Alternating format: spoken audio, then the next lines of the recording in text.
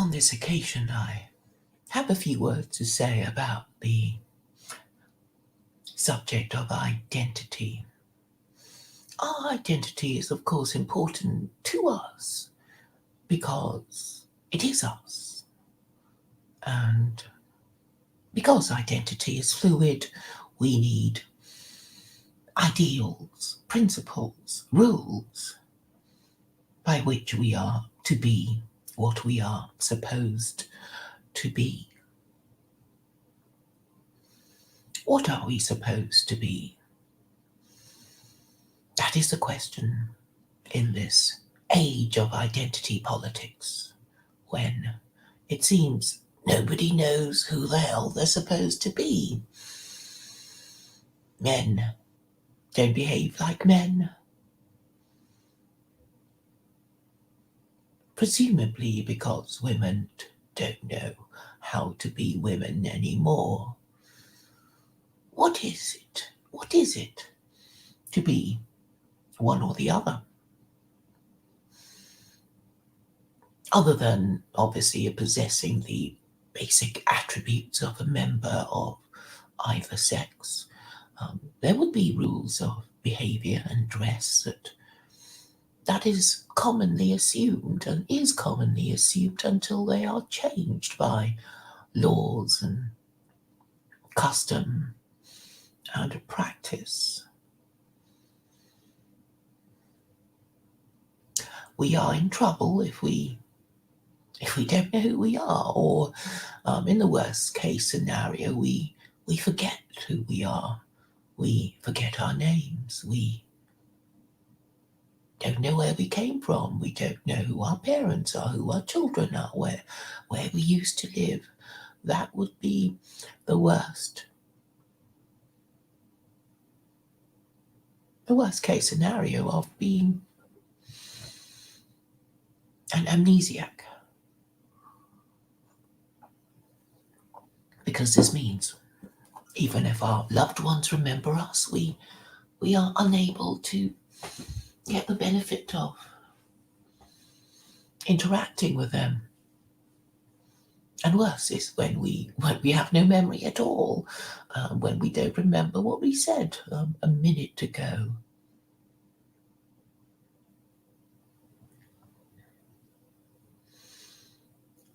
So all these ideas, abstract though they may be and assumed though they generally are, need to be discussed. And as for race and religion, I think that comes later. Because once we get our gender roles clear, then everything else will become clear. And that means having to discuss the pivot upon which gender justice rests, which is that of marriage. I see Howard is asking me about sex versus gender.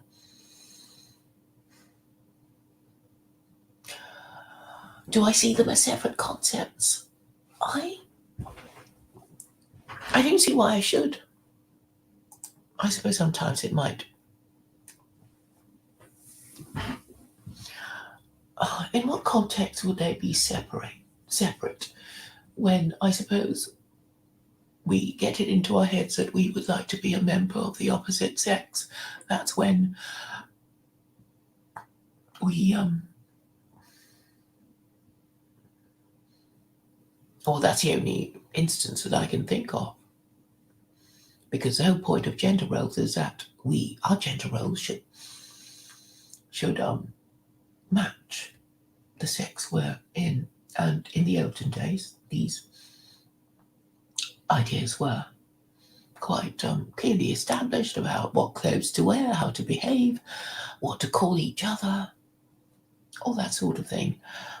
And after a while, I suppose they were considered to be restrictive and pointless, and then we have this free-for-all where when men and women asking for directions of young men, whatever age, would be called mate or dude if one is American.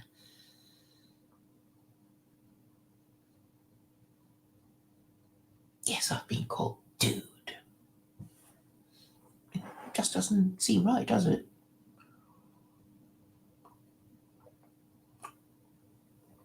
So even titles given to us, such as Miss, Mrs., Madam, Sir, or Young Man, serves to reinforce our identity. We are told that we are Miss or Madam, Sir or Master. In the olden days, when young children of good family or boys of good family would be called Master.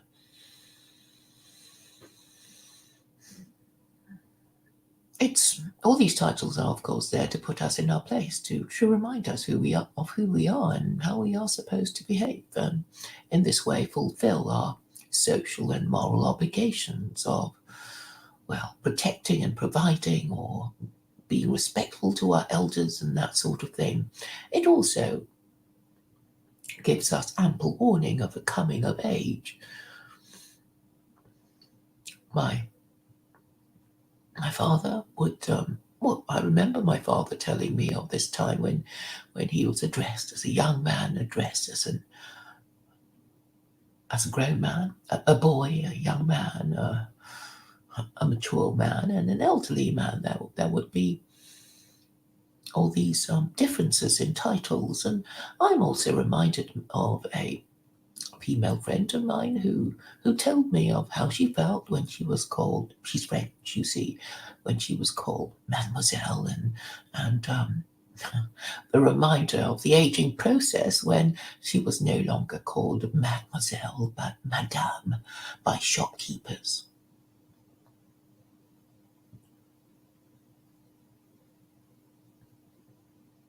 Howard asks, says, aside from clothing, if a man commits a crime, he will be punished. If a woman does the same action, she will not be punished. Well, that's the law being enforced unequally. I mean, there's nothing um, that's formally stated in the law that says a woman is to be punished differently from a man. So there's no reason why this can't be corrected again in due course when Western governments regain their sanity.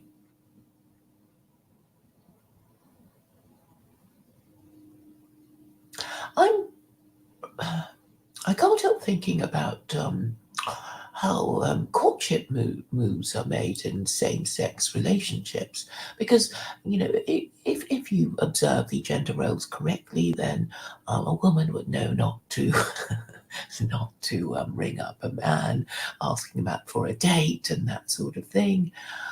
And the man will know that it is up to him to ask for a number, to um, make the first move.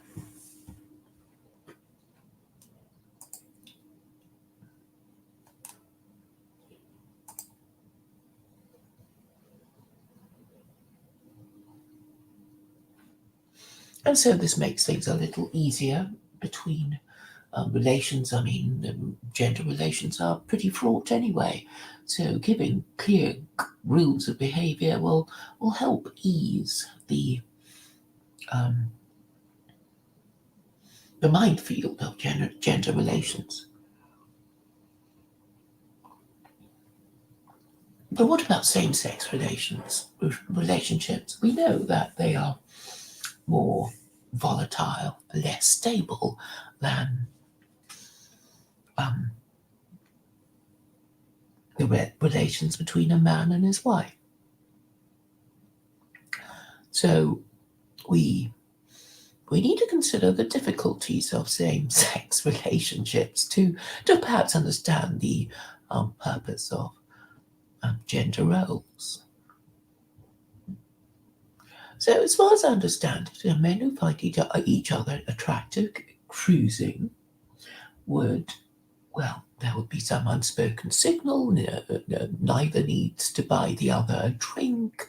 There's some unspoken signal when they instantly know that they want to have sex with each other, and then they do in the bushes or the heath or um, the cottage, as they call it, when, which is what in Polari is used for gentlemen's public conveniences, which can get them into trouble.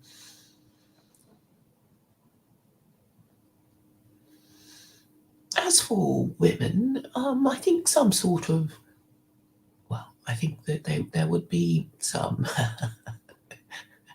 conversation prior to the Sex Act, because women operate more cautiously and slowly in these matters. And I guess through conversation,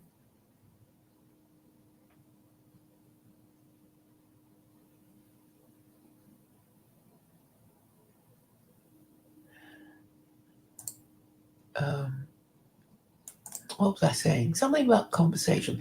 Well, yes. The conversation would reveal a pecking order of the respective parties, I suppose, in a female same-sex relationship thing.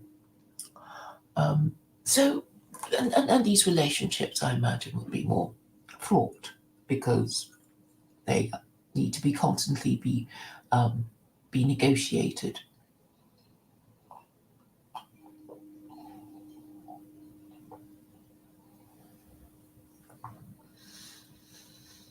So rules are necessary, but then rules are also considered to be intrusive and restrictive. How does one establish, dominance or authority in, a certain part of the relationship?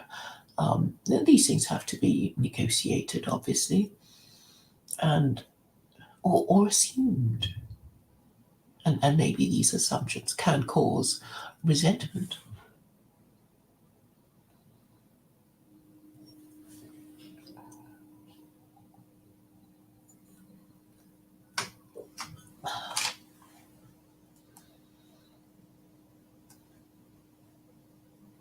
So Howard is talking about um, gender role.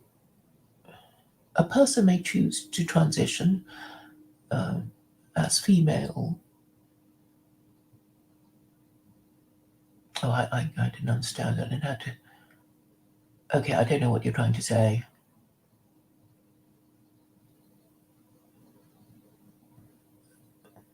You're saying that.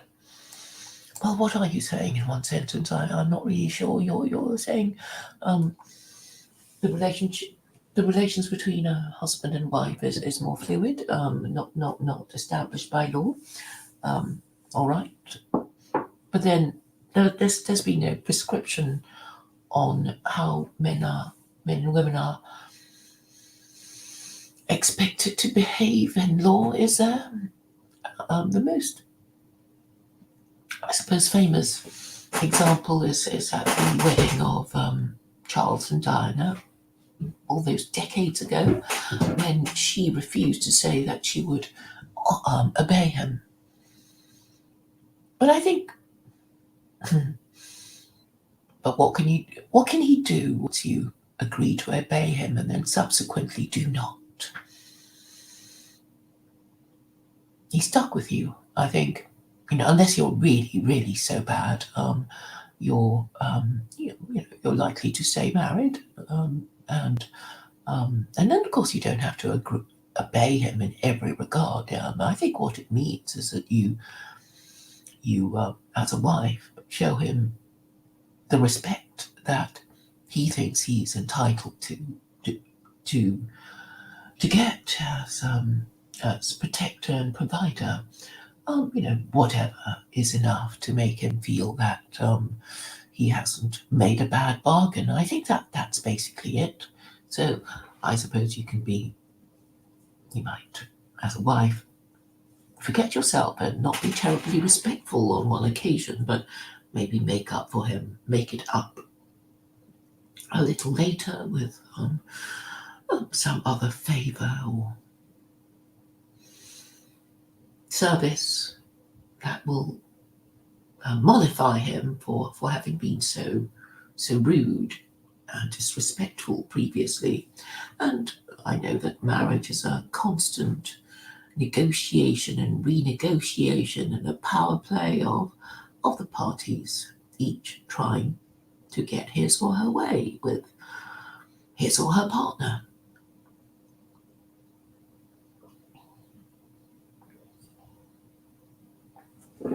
But I came across this interesting article from Chabad,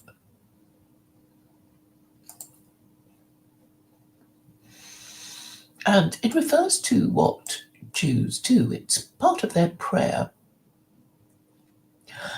The men, Jewish men, recite daily and thank God for not making them a woman.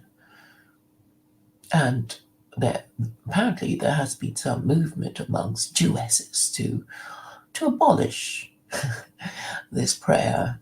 The cheek of it, isn't it? So this woman, it's a woman who writes on the Chabad website, a woman called Hannah Wiesberg.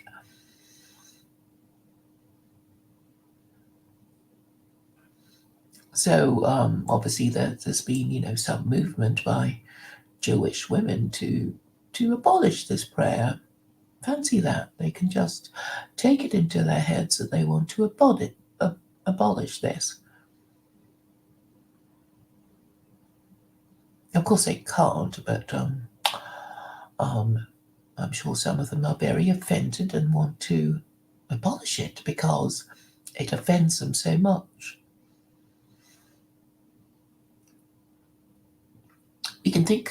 We can wonder at the reasons for this prayer, but this is how I choose to look at it. Possibly more often than we can imagine, men sometimes wonder. Um, Men sometimes wonder whether they would rather not be a woman. I think I think everybody must wonder how it would be to be a member of the opposite sex. Because there will be a time when we think, I'd like to do this or that I would not be able to do because it's I can't go into a male convenience. Not that I would want to, but it'd be because I can't really pee standing up, and other things I suppose that would be forbidden to women, and men probably might occasionally wonder what it is to see things through the lens of a woman, or be admitted into a place where men are forbidden, and vice versa. And I know there was some character in the Greek myths or something, and he, oh yes, the women were doing something as part of some rite, and he knew that men were not supposed to see it, and he tried to. Well, I think he succeeded in disguising himself as a woman, or somehow witnessing this religious rite that men are excluded from, and was discovered and executed.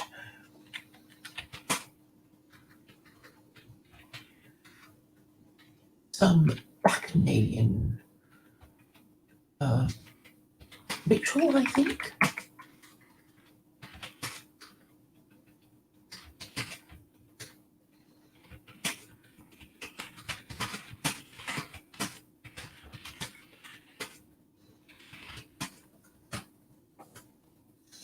See if I can find it for you.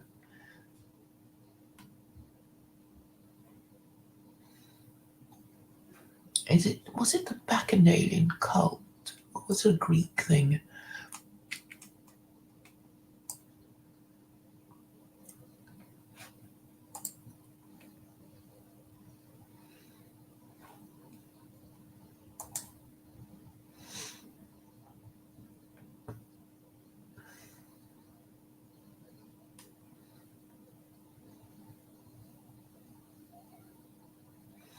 Yes, the secret religious rites of ancient Greece.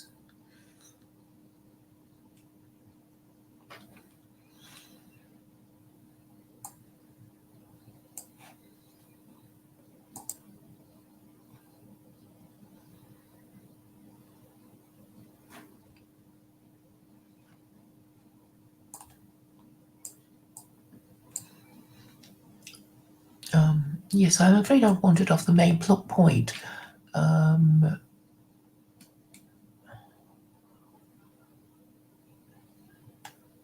I just wanted to find out the name of the person who was discovered and executed for.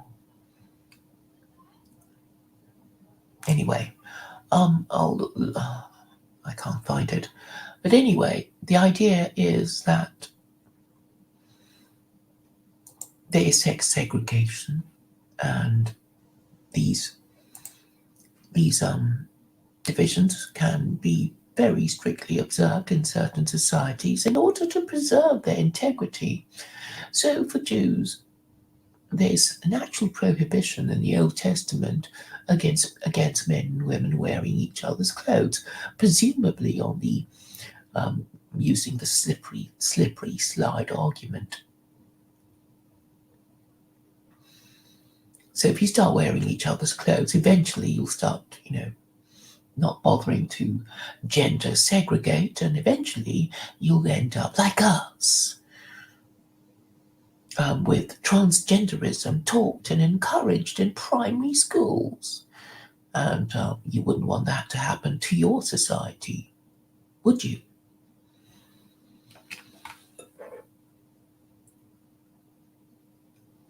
So with the Jews, the prayer, I think, is used to make Jewish men think, well, at least I'm not a woman. Because if they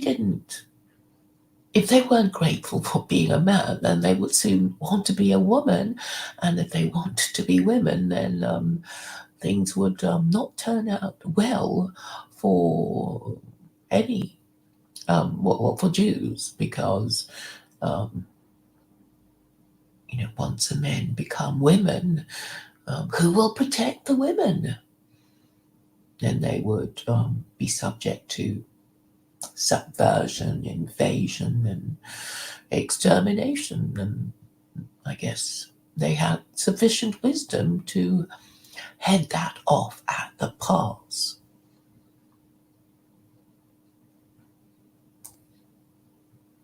I'm sure a lot of men, well, we know a lot of men actually want to be women now, because they think that by becoming women, they'll get an easier life.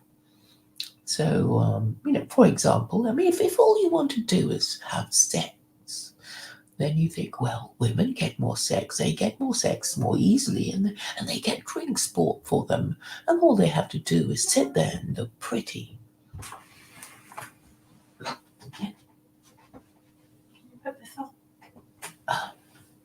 In a minute.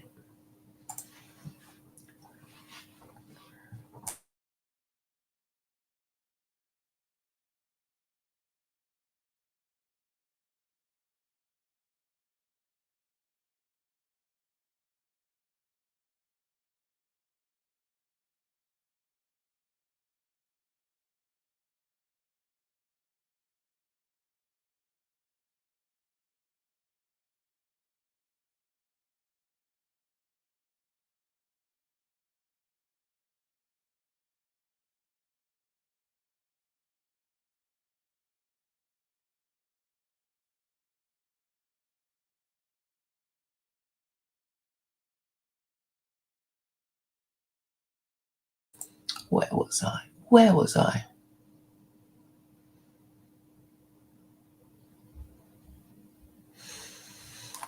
I forgot what I was saying now.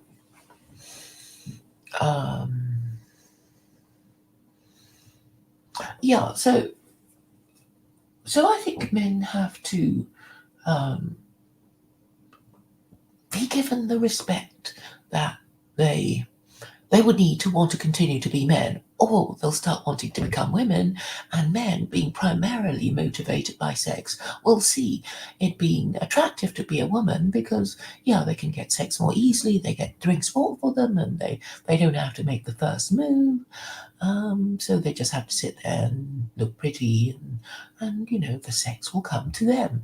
And for, I guess, the more sporty of these men might enjoy participating in women's sports, or they might want to, and just to annoy women, if they have a grudge against women, and of course, it would be the greatest pleasure for them to participate in women's sports and beat them. They want to annoy women.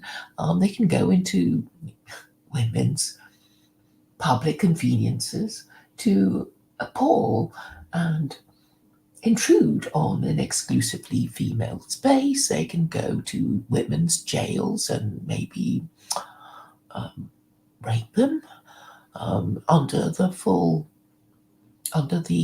observation of the government. I mean, because they would have to allow that sort of thing. So, if you want to disrupt the entire social order, this is what you would do, and this is currently being allowed, and this is obviously a state of moral and sexual anarchy from which we will really not survive, because I just don't see how we can unless we sort ourselves out good and proper.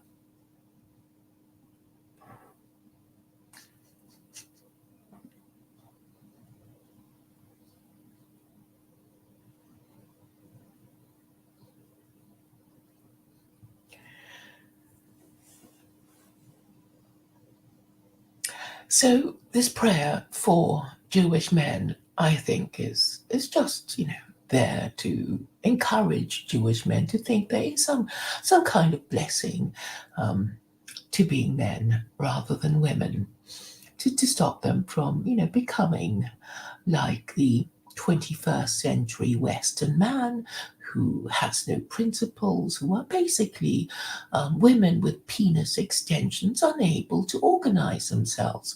Now, we hear about men being expected to have, charisma and leadership qualities and that kind of thing, and and well, it's never really encouraged in women, not even in girls' schools. I went to a girls' school, where there was a head girl and that sort of thing, and obviously, the most intelligent, the most socially poised girl would become head girl. But I don't think leadership qualities are actually being encouraged in schools. Yes, I think that there used to be more of a discussion about what constitutes, leadership qualities. This is, I don't think, much discussed in boys' schools. I doubt if they're being discussed at Eton or Harrow now that we know that Will Noland has been removed just for, yes, sacked as a master just for questioning the feminist narrative. So even in the best schools of the land, at Eton and Harrow, principled behaviour is no longer being encouraged. What are leadership qualities anyway? I mean, obviously, apart from being stronger and smarter and more charming than all the others, what do you really, really need as leadership qualities? And I think it must be the ability to encourage, or to encourage people to do anything, some social skills to get people to do stuff or people not to do stuff. And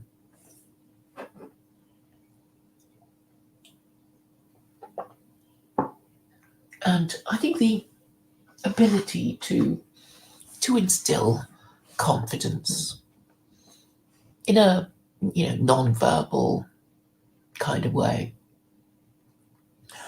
And for that, I think principled behavior is required. I think principles are a good way of showing people that you'll never meet who will never meet you, what you're made of. So if you are leader of the nation and you want people to have confidence in you, then you have to perform in such a way as to have a certain narrative about yourself through how you have negotiated difficult events and what you ended up doing when faced with a dilemma, something like that. So these ideas are not really understood these days in the degenerate mind of the degenerate Western man. He knows only to yield like a woman and give in to bribes and threats, which makes him despicable to those below him if he governs them, and also despicable to his women if he is married to them. And what has brought Western man to this pretty pass? I think it's because he doesn't have a functioning religion. I think that is really the problem, because all principles, all moral principles come from religious principles, and not having a proper religion means that you in effect have no rules, and Christianity, being this idolatrous and blasphemous religion, only has the distinguishing feature of requiring the person, the Christian in question, to believe or to claim to believe that Jesus is God. So it's possible to not believe in something, but lie that you believe in something. So it's possible not to believe in God at all, but pretend that you still believe that Jesus is God just by moving your lips. So this is an immensely corrupting way of being a member of the gang, you see.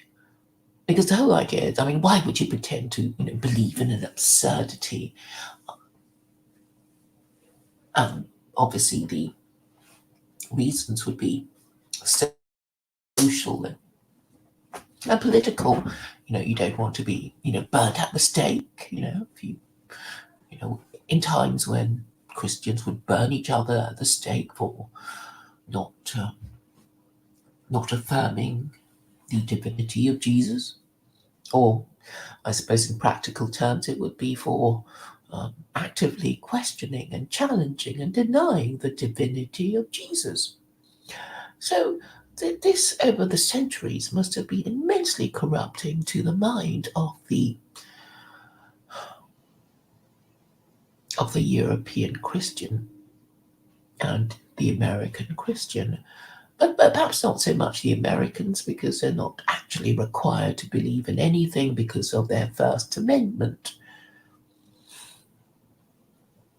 I suppose that's why there's been such violent revolutions, just to reject the whole horror of having to believe in a religion just because your monarch has subscribed to it.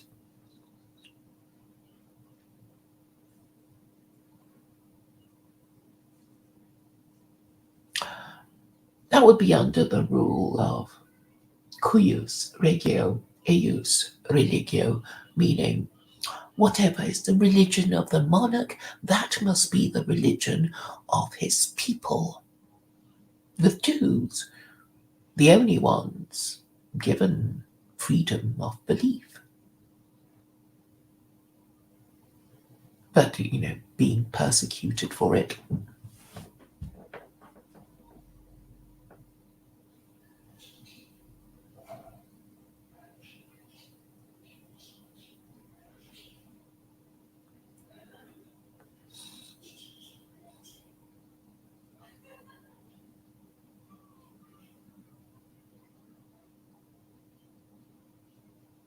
Stephen James is asking about Josh. Why?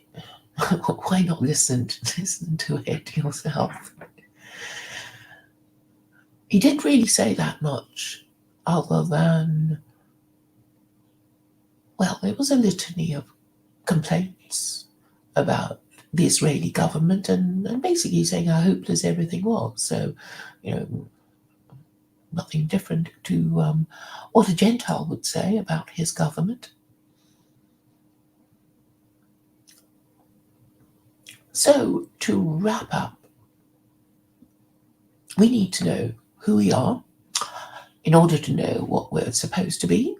I've given the example of gender relations having to be regulated in order to make the bargain of marriage between men and women,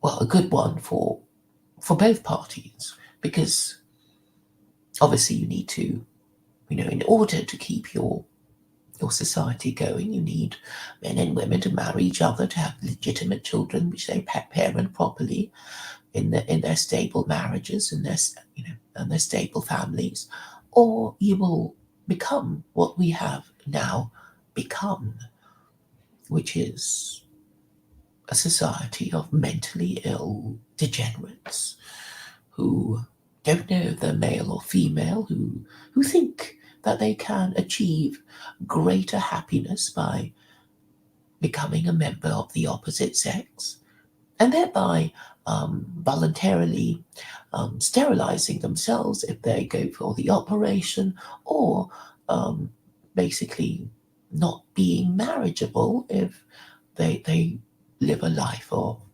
gender transition and gender confusion. Or you can even be, totally heterosexual but choose not to marry or have legitimate children, and this will mean that your society will be a society of a rising national average age, and and this will mean that cheap foreign labor, will become irresistibly attractive as it has become now. So I suspect I am really talking to bachelors who don't really want to marry a member of the opposite sex, even if one could be found, even if she were one of their own race, because they have become accustomed to the idea of cheap sex in uncommitted relationships.